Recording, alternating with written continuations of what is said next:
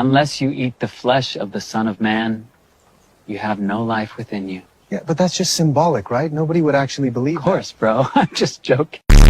Son, they're all out of wine. What can you do? Whoa, Mom. If they have a complaint, they have to come straight to me. Don't you know that I can't listen to you? I suppose I do. It's all right. We'll take care of it. It is easier for a camel to go through the eye of a needle than for a rich man to enter into heaven. I thought for a second you were talking about my mega church pastor. Good thing that doesn't apply to him. Sure.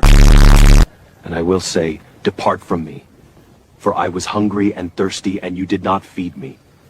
Whatever you do to the least of my people, you do to me. Oh, yeah. Good thing faith alone saves us, or else I'd have to worry about that. Truly I tell you, no one knows the day or the hour when the Son of Man will come again. Not the angels in heaven nor the Son, but only the Father. Wait, if nobody knows, that means it has to be a surprise. And what's the most surprising day?